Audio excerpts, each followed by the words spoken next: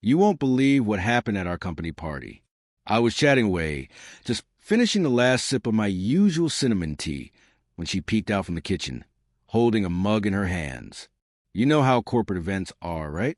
Let's drink to the company, to friendship, to the future, and to everything else in the world. In short, we raise our glasses to both the possible and the impossible. I was in a carefree mood, enjoying the evening. This time, no big gestures, no loud speeches.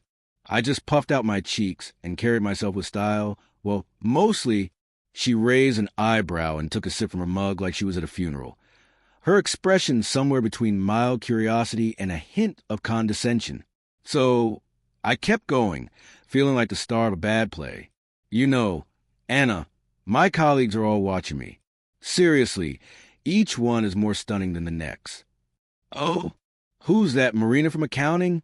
She asked with a grin, her eyes twinkling. She's always mixing up her folders and spreadsheets. I teased. Don't you like her?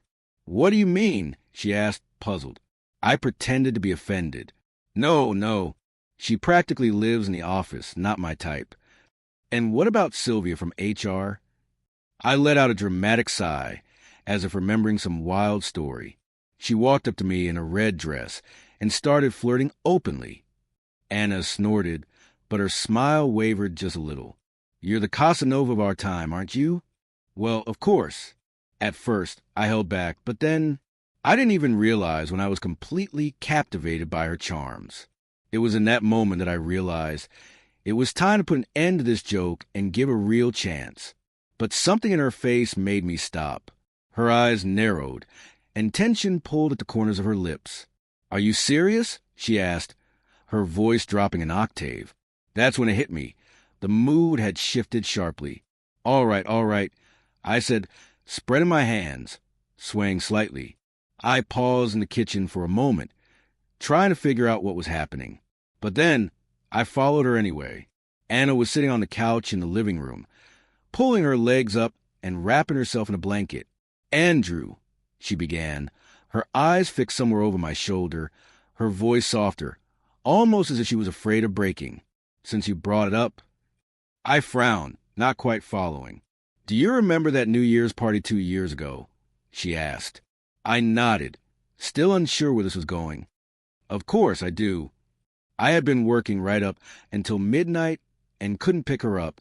She had come back late, excited, saying the party was amazing. Is something wrong? I asked, though a tightness was already forming in my chest.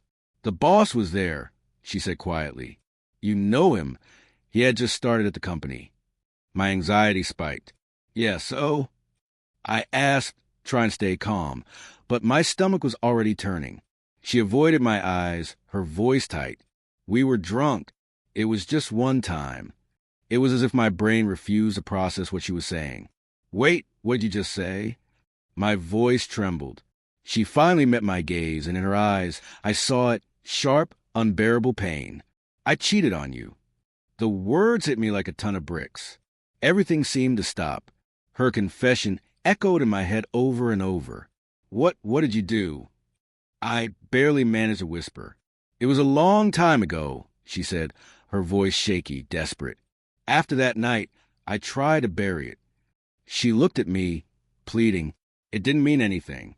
It didn't mean anything. I couldn't hold it in any more. A cold, dark fire exploded inside me. And you call that nothing? She started to cry, her face twisting in agony as the tears fell. Andrew, I didn't want this to happen. I thought I could handle it, but...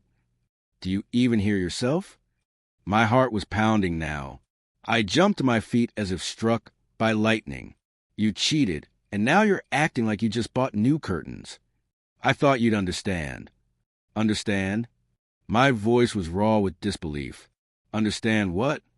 She reached for me, but I took a step back, unable to move closer. You were just talking about your colleagues. About Sylvia. You said, yes, it was a joke. I let out a sharp, hollow laugh. It's just a joke. Can't you get that? Her face went completely blank. Frozen. A joke? Are you kidding me? I could barely keep it together now. My voice shook with fury. She didn't say anything, but I could see it in her eyes. Slow recognition, like she was starting to understand the weight of what had just happened. "You were joking," she whispered. I started to respond, but she trailed off. I couldn't listen anymore. "And you've ruined everything." The words spilled out of me, burning with anger, frustration, and overwhelming sense of betrayal. "Andrew," she stepped closer, but I recoiled. "Don't touch me. Don't." I shouted, backing away, my breath coming out in ragged bursts.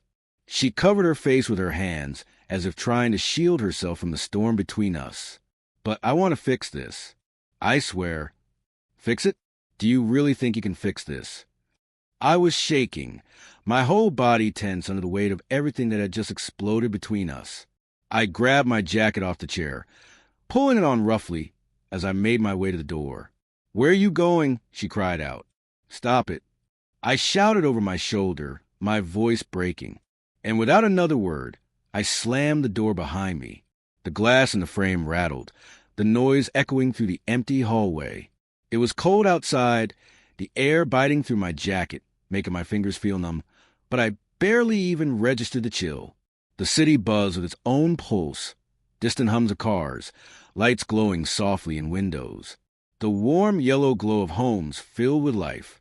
And here I was, standing alone in an empty alley, staring down at the asphalt. It looked so dark, so smooth, almost unnatural in its shine. We had been together for 8 years. 8 years of what I thought was a solid, honest relationship. Anna had been everything to me. My home, my rock, my unwavering support. But now, it all felt like some kind of cruel joke, a twisted illusion shattered in an instant. I thought back to when we first met. She worked at a bookstore, and I had asked her for help picking out a gift for my nephew. She had laughed, genuinely, openly, without a care in the world. Her laugh had been so pure, so real. But how did we end up here? The same question kept cycling through my mind. Why? Why did she do it? Why didn't she tell me before? Why was I only learning about it now, when I had been playing the fool this whole time? Or maybe it was me. Maybe I worked too much. Maybe I didn't pay enough attention. But then again, no, this was her choice, her decision. A lump caught in my throat. I had always believed in her, believed in us. And now, everything felt like a sick joke. And tomorrow, I didn't even know what was going to happen.